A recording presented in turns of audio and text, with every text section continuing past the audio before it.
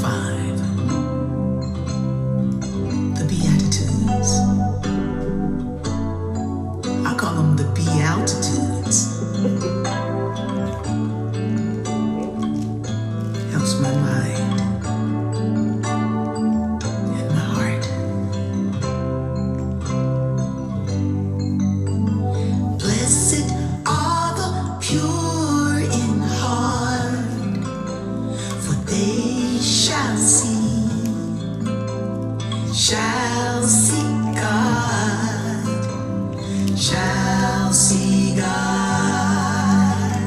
Blessed are the pure in heart, for they shall see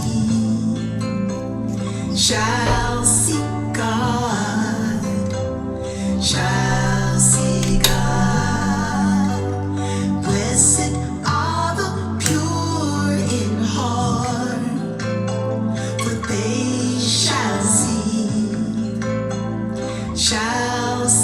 God, shall see God.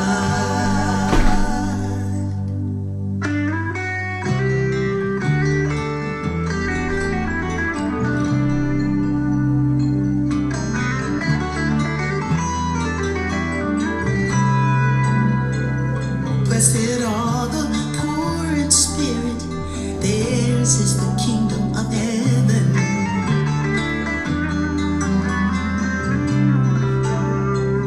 Blessed are the humble, for theirs is the kingdom of heaven.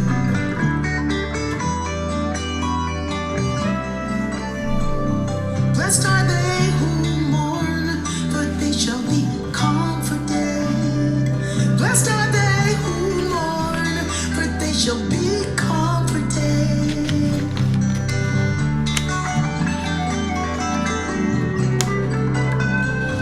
Blessed are the meek, they shall inherit the earth. Blessed are the meek, they shall inherit the earth.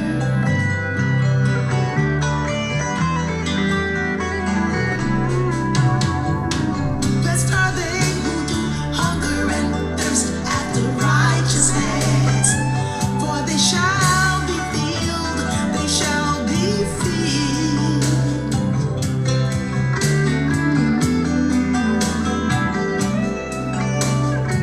Blessed are the merciful, for they shall obtain mercy. Blessed are the merciful, for they shall obtain mercy. Blessed are the merciful, for they shall obtain mercy. Blessed are the peacemakers, they shall be called the children of God.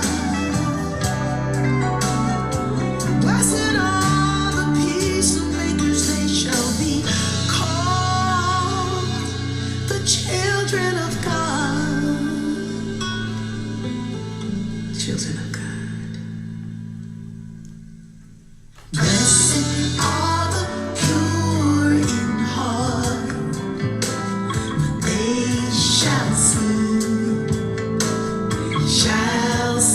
God, shall see God. Blessed are the pure in heart, for they shall see God, shall see God. Blessed are the pure in heart, for they shall see God, shall see God.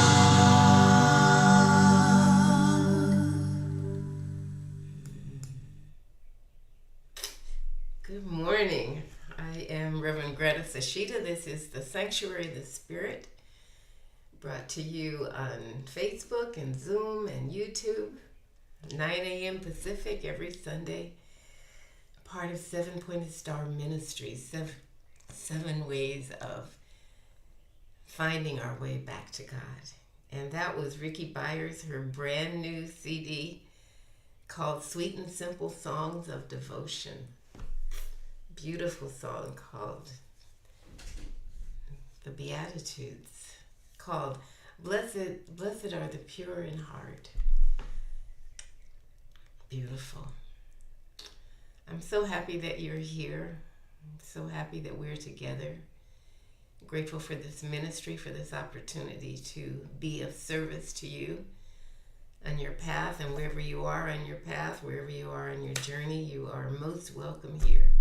We are growing together. We are discovering more and more of who we really are together. Right here and right now in these times, as interesting as they are. It's a very special day. And I invite you into a moment of evocation, of evoking the Spirit within us, the presence of God to make itself known right here and right now, right where we are, as we are, wherever we are. The Spirit of God it is revealing itself, it is living its life through the I am presence of each one of us here and gathered. There is no time or space in God. There is no otherness in God. There is no outside, inside. All is God. And we're here remembering that, anchoring it in our memory. Blessing each one who comes to join us at any time, in any way, from any place. Knowing that each one of us receives that which we are meant to receive. That each one of us is in a process of giving and receiving. It's a process of knowing our oneness.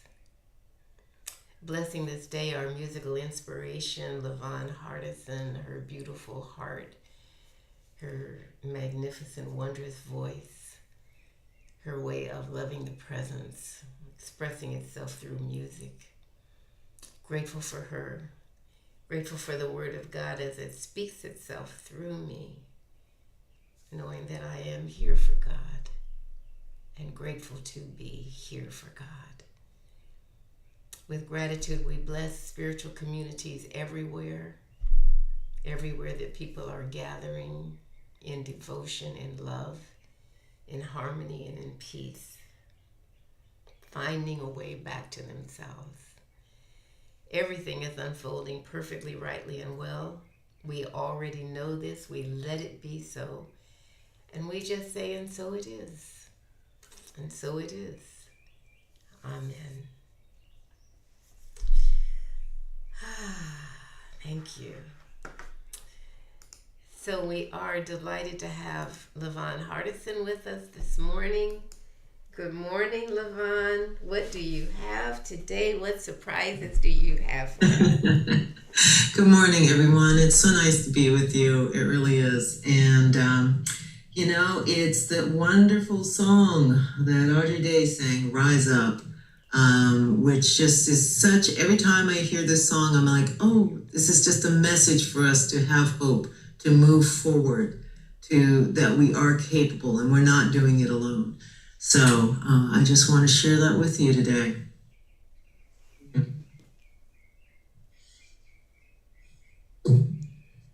When you're broken down and tired of living life on this merry-go-round, and you can't find the fighter, I see in you, we're gonna walk it out. So move mountains. We're gonna move mountains. And I'll rise up today. I'll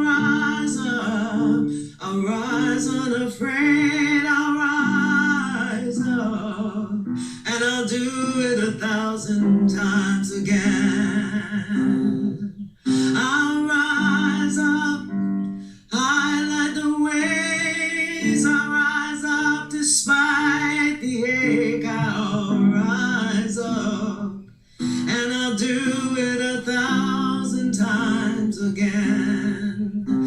For you, for you, for you,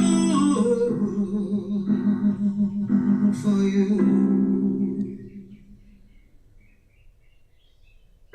When the silence isn't quiet and it feels like it's getting hard to breathe, I know you feel like dying, but I promise you will take the world and put it on its feet and move mountains. We're gonna move mountains. And I'll rise up, rise like the day. I'll rise up, I'll rise unafraid, and I'll rise up, and I'll do it 1,000 times again. I'll rise up, high like the waves. I'll rise up, in spite of the aches. I'll rise up, and I'll do it 1,000 times again. For you, for you, for you, for you. All we need is hope, and for that we have each other. You know we have each other. We will rise, we will rise. Oh, we will rise.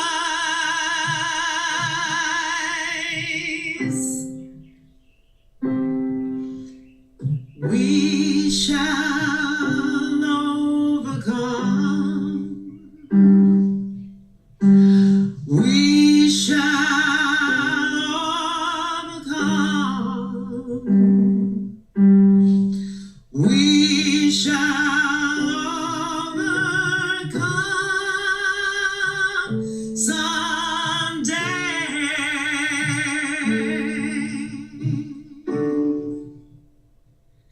And we'll rise up, rise like a wave. We'll rise up, rise unafraid. We'll rise up, and we'll do it again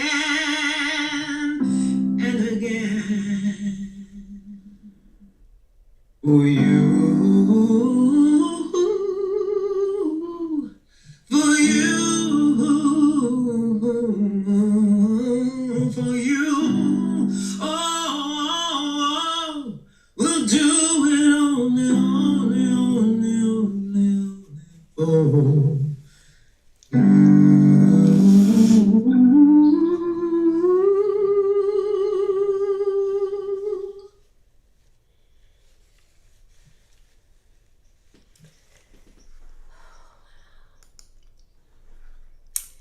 Well, that was just beautiful. So beautiful. Oh.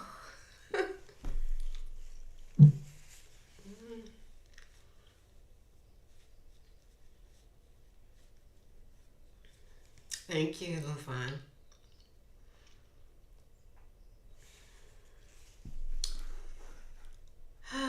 God is good. I gotta say it all the time. It's just something about music that can just touch us in a way that, I'll speak for myself, it touches me in a way that nothing else does. And I love that. I used to feel kind of embarrassed sometimes, like, what's she weepy about all the time? And I realized realize these tears have a right to roll. They have a right to their own expression. My heart has a right to be touched in the way that it's touched. And it doesn't matter if everybody or if nobody feels the same way.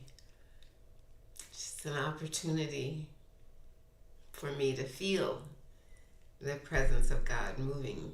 And it does when things feel especially beautiful and touching. So thank you, Levon. Thank you, everybody, for being here. I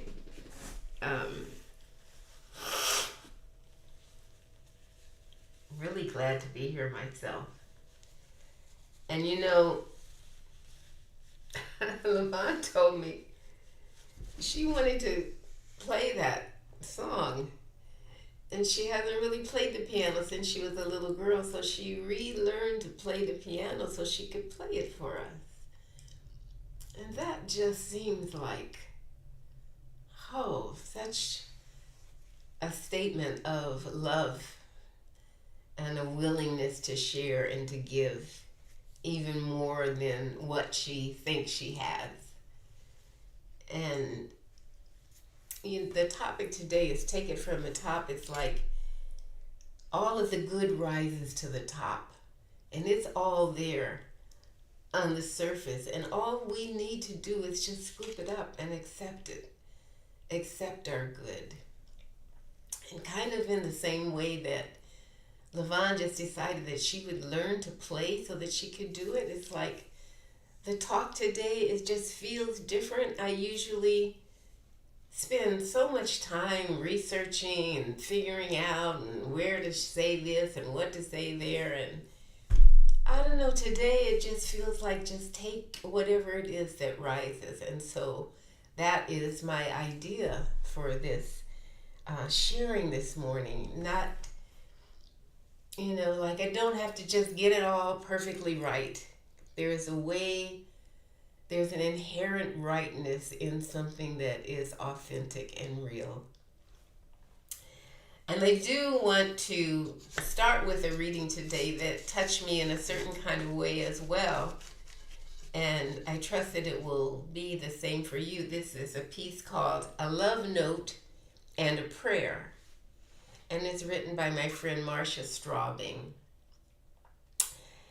She starts with a quote from Samson Raphael Hirsch that says, "One glorious chain of love, of giving and receiving, unites all creatures." That idea again of the oneness. And from the Course of Miracles, to give and to receive are one in truth. I mean, the more that I've been thinking about things I want to share today, it's all about us realizing that we are one with the one and that there is no otherness. Most every problem, place of discord comes from us feeling like there's some other. So here's the reading. This is what Marcia Straubing wrote. She says, "It took just one moment. Sitting at my desk, I closed my eyes to get a sense of what to write to a dear friend who is experiencing a serious life challenge. And I wanted to send her big love in a beautiful card, something that would bring her peace and joy. I wanted to remind her that she is loved unconditionally. And I hope that my word would bring her peace of mind and joy. And as I turned within for guidance for just the right words, I felt an immediate warm glow in my heart. I was so surprised that this feeling of deep love was clearly felt as love from my friend, shot directly to me. I let it wash over me. And when I was good and ready, I opened my eyes and I began my message to her, which turned out to be the sharing of this simultaneous giving and receiving of love that I had just experienced. The love that I had offered in consciousness, I received back as a deeply felt loving embrace before I even wrote the love note to her. I walked on air all the way to the post office, feeling divinely connected to the all. And the whole experience felt like an out of order prayer. It was already done in the mind of God before I even realized that it was a prayer. Omnipresent, omniscient. My desire was known before it was expressed. And the person for whom the prayer was intended got it and sent it back in consciousness before the card was even written. It was quite an unforgivable demonstration for me, and I was moved to my core. Her affirmation is, today I recognize, I acknowledge, and I celebrate the reciprocal nature of my actions. As I freely give, I openly receive. And I'm so grateful. Marcia Strawberry. She's talking about the law of circulation, right? Which is all about oneness, that I give as I receive, and I receive as I give. It's all one action. Why? Because there really is nobody for me to give to but myself. And there's nobody to receive but myself. And this is why giving is receiving, and that everything happens in the same way according to the law of circulation. Whatever it is that you give out comes back to you, but it comes back multiplied because it's been affected by your giving it. So whether it's money or love or hatred or pain or fear or joy, whatever it is that we're giving out comes back to us, pressed down and rolling over. It wouldn't be right for me to reap the benefits of what you're giving, right? Whatever it is that you're giving. It's only fair and just for me to receive what I'm giving. And so it is. Do you feel like you want to change the quality of what you're receiving? Or the quantity of what you're receiving? It's so simple. Just change the quality and the quantity of what you're giving. And whatever that is, you will be gifting yourself with. I really love that idea of, so then I guess, the question comes, well, what about the people that don't seem to have any luck at all but bad luck? What about the people that don't seem to have anything? And some of these questions are above my pay level, as people say. But I know that I don't understand everything that the Spirit of God understands. And it's really not a cop-out. The Spirit of God is divine intelligence. And my intelligence is limited to my experience and my exposure and my integration of things. I can't understand the big why. I'm not sure that I'm really here to do that. Maybe I think that I am here to get it all, but I think that I'm here to grow in what I do know.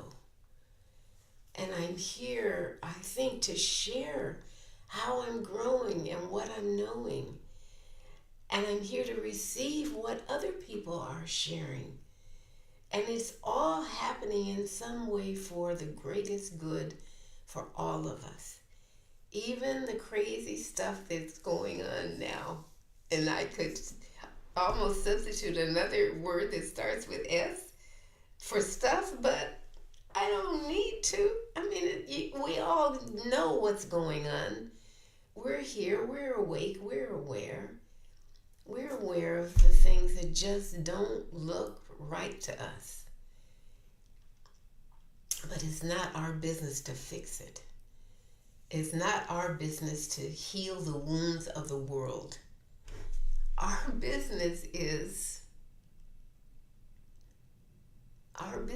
to love. And I guess if I can't love something, I'm gonna just love something else. Because there's only oneness anyway. But if I fall into the trap of hating the people that are doing hateful things, then I just become one of those people. And that perpetuates that. So my business, and I think your business, is to be in love. Find something to love without hating anything. And I believe that what happens is that we're transformed in that way, that we grow to be more loving ourselves. And the unloving things that are happening. We're not saying they're not happening, but they're not affecting us because we're not participating. And because love is the most powerful energy in the world, love heals everything. So to the degree that we are in love, we are supporting the loving. I was talking a little bit about the presence of the angels that are a little higher than us, or maybe a lot higher, but they are everywhere. And they are all about love, and they are all about loving everybody. They love everybody, even the people that seem to us to be unloving. And we started with Raphael, who's all about our healing, and of course, love is healing. We talked about Michael and his strength and his courage, and Gabriel, who brings these messages, these tidings of truth and joy. And today is Uriel's turn, and Uriel brings the light.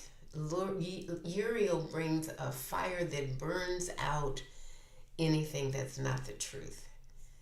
And so I'm grateful, and I feel more, I feel closer to Raphael for healing, and Michael for courage, and Gabriel for the messages that keep coming. I'm wanting to know more about Uriel, and I'm grateful for the presence of the angels speaking through us, recognizing one another through us. And so the first thing that floated to the top was that there is no loss of love. There is no loss of love. We can lose a lot of things, and the more times we go around the sun, the more people we seem to lose, and the more things we seem to lose. But love is not one of them. Love is never lost. And I was thinking in relation to when people leave us, when people that we love leave us, our parents, our children, our teachers, our people that we care about, and they seem to be gone, and we're not physically in touch with them anymore in the way that we used to be. And some people leave kind of quietly, and some people leave kind of dramatically. And sometimes it's over a long period of time before they leave, and sometimes it's like out of the blue, and we're left with this sense of loss because we don't experience their presence in the way that we have. But there is no loss of love. Love never leaves us. Even though the people that we love so much and we want to be with us so much, that we feel this sense of loss, and we feel mourning, and we feel grief, and they are real, and they are authentic, and they are appropriate ways of expressing our feelings. I'm just open to seeing how that can be so.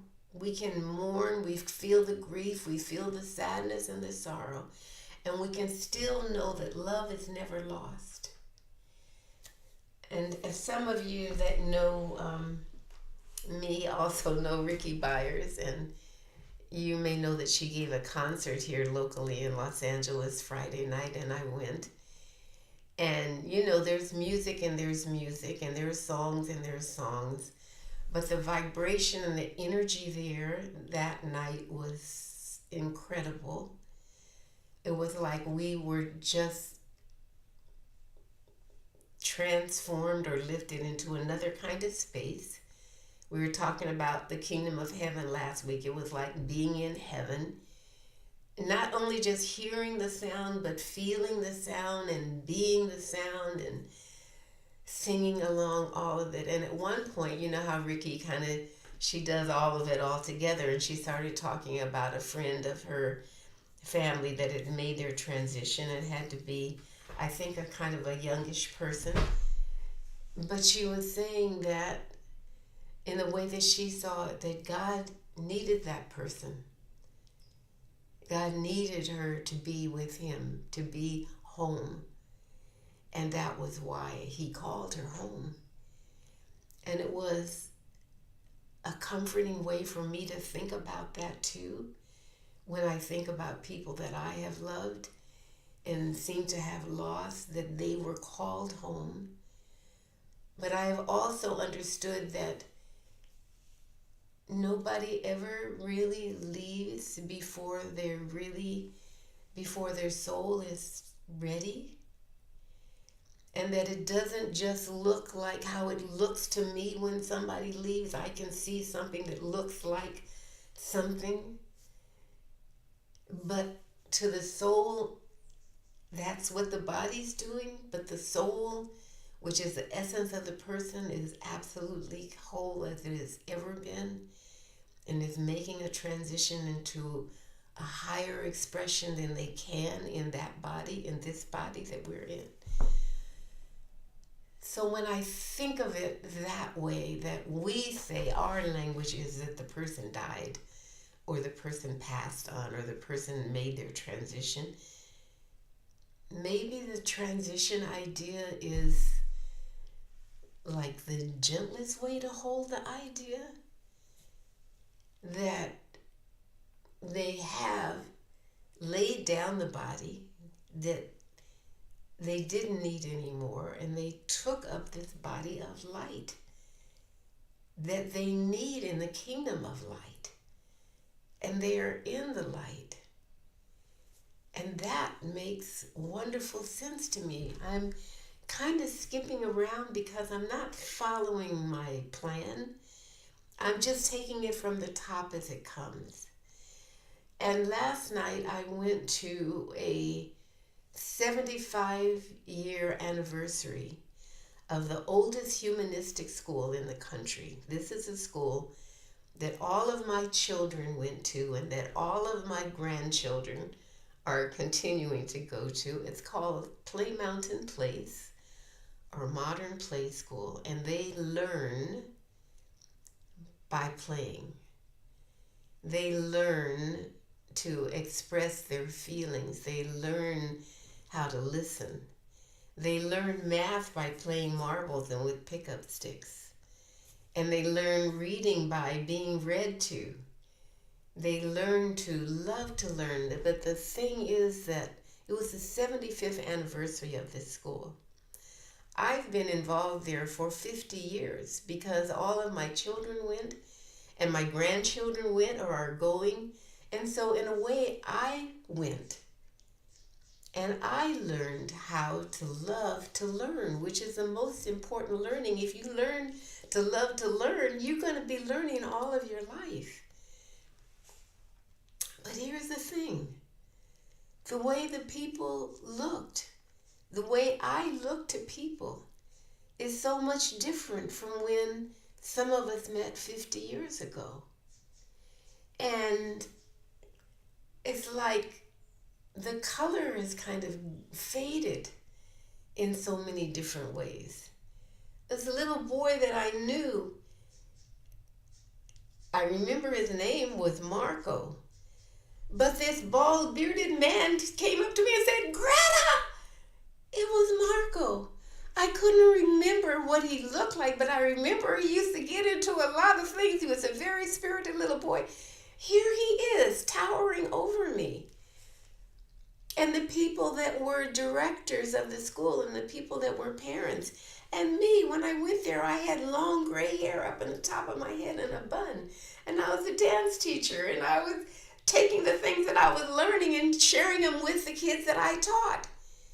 And here one of the people on the board is a student that I taught, that I told about Play Mountain Place, how wonderful it was. And my favorite teacher in the whole world, and I saw her, she was there, she taught all three of my children. And we just embraced each other, and we couldn't let go. And it came to me this morning that when we gather, when we go back home, that's how we hold each other. That's how we see each other. That's how we remember each other. Even though we look so different and we seem so different, there's something about us that continues, that even increases, if it's possible, that light that we are. And maybe you all saw that movie a long time ago called Cancun, and it was about these people that were older and something about a pool, and they got in the water and they got younger or something. But it was kind of like I'm seeing myself in this picture with people that seem that they have gotten older. But I don't think that it has to be like that. I think it's just like when we talk about, we say the person died, when actually they have been birthed into another expression. I don't think that we have to get old. Not in the way that we think it. I think that that's how it looks to us.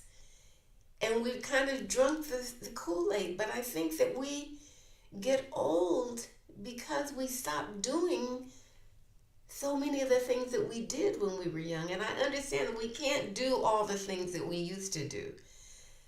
I can't do all the things. I can't do, those dance movements and gestures and potty beret and things that I used to do. But I can do much more than I think that I can do.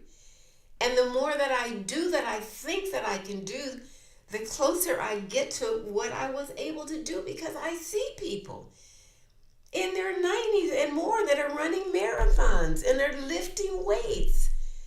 And they're made out of the same stuff that I am, that you are. So there's one life, and there are these different phases and cycles and circles and stages, and they're all for good. We think that some of it is awful and some of it feels awful. A lot of the things going on seem awful. And there are things that are awesome, that are wondrous, that are magnificent. It's the awe. It's how we see awful, awesome. It's this one life. In the same way we see as giving and getting. In the same way as we see as living and dying. It's all part of one eternal something that I don't know exactly what to call, but we're right here in the midst of it. And this is our opportunity to know that everybody has a piece. Everybody is a part of this wholeness. Everybody is a holograph. Every part of a holograph is the whole thing. And that's what each of us is. Even and especially the people that we think are awful. Even and especially the people we think we can't pray for that. We can't love that. That's the very thing. That when I see somebody that is like what I think is missing the mark, they didn't do the right thing, they were announcing and they didn't come across and stuff, and they could have done better. I'm talking about myself. I'm talking about the part of me that could do better, and the part of me that's judging me for not doing better. We're not here to judge each other. The awful and the awesome, we can't change it. It's not our business to change it. Our business is to be love. Our business is to be forgiving. Forgiving. We're here for giving. When I think of people that I can't forgive, you know, because we say people that the things that they're doing, patriots in this country would turn over in their graves. People that gave their life for this country, but they're not in their graves. We know where their remains are supposed to be, but what remains? What remains when we transition out of this life into the next life is what we really are.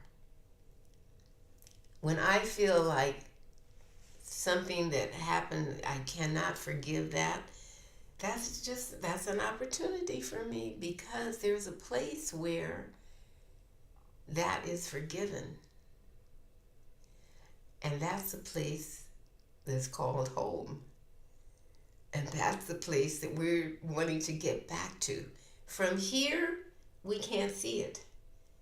That's why I'm talking about rising to the top, because you have to be able to see above the horizon. You have to be able to see beyond what's appearing, because what's appearing is not real. It's not eternal. It's not everlasting like we know that love is, like we know that life is. And so we're doing the best that we can.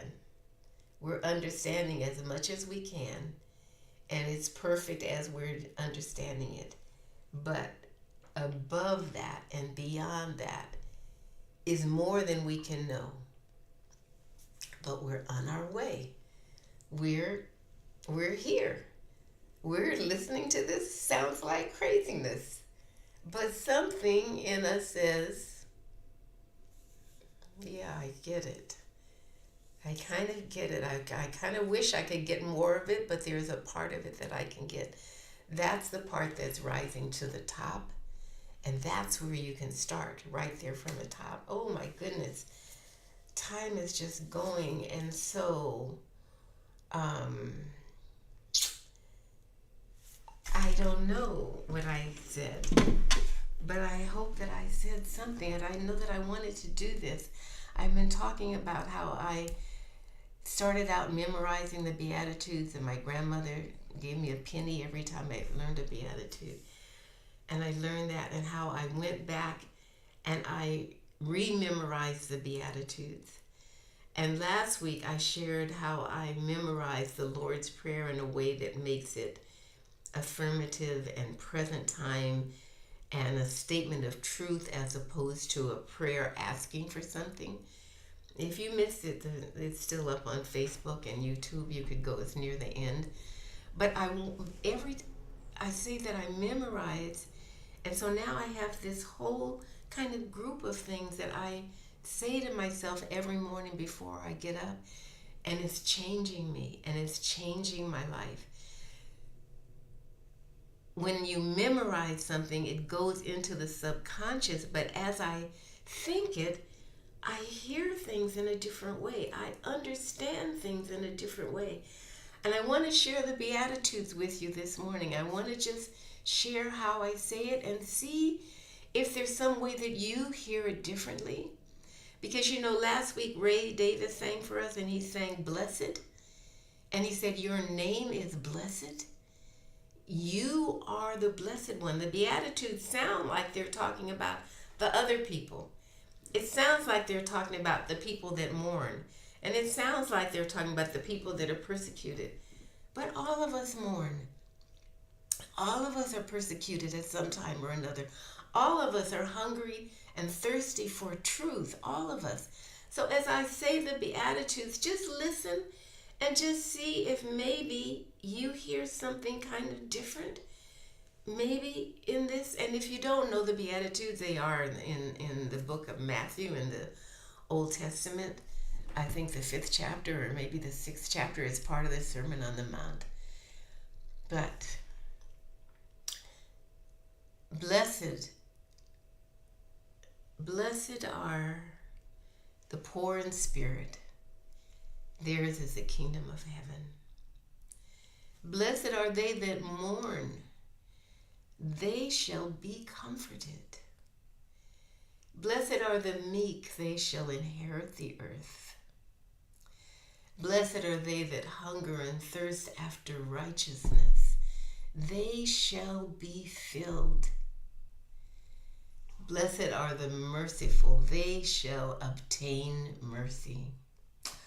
Blessed are the pure in heart. They shall see God. Blessed are the peacemakers. They shall be called the children of God. Blessed are they that are persecuted for righteousness' sake. Theirs is the kingdom of heaven. Blessed are you when men will revile you and say all manner of evil about you falsely for my sake.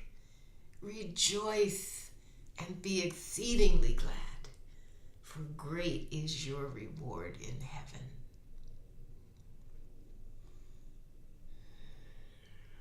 And heaven is right here. Heaven is right now, at hand, where we are. No matter what anybody else thinks about it, this is the truth that we are learning to know. And that there is no loss of love. And so I just give thanks for the presence of God that is here and now, that is loving us and blessing us and calling us its beloved, calling us blessed, lifting us, healing us, providing for us, protecting us, embracing us, loving us right where we are, as we are, unconditionally, always. This power and presence that is everywhere all the time, that is the only power,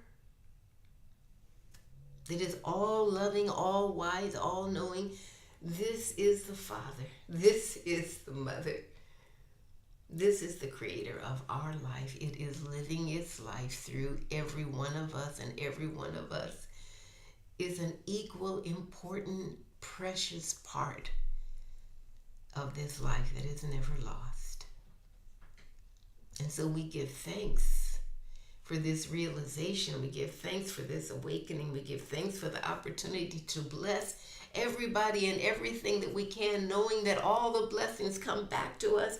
It's not why we bless because it is our nature to love, to forgive, to give, and to receive, to be here as a light for one another. We bless those that are struggling and that are trying so hard, and we know that the Spirit of God is the answer, that the kingdom is at hand, and we see it for them as we see it for ourselves, and we accept right off the top, the cream of the crop. Thank you, God. We give thanks. We let this be so. We simply say, and so it is. Amen.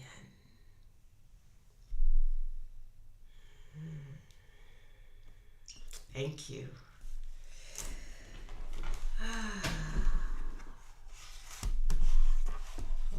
hope there was something there that you can use. I hope there was something there that supports you on your journey. We have Levon with us. She has something beautiful to share. What is it, Levon? Well, I have to say, can you hear me? Yes. I have to say, you inspired me as I was listening to your message. I have a little change of plans for us because what you said, like this little song, it's just a little tiny song. A little angel sat on my shoulder and was like, "Oh, girl, when the angels speak, you got to listen." I got to listen. So it was.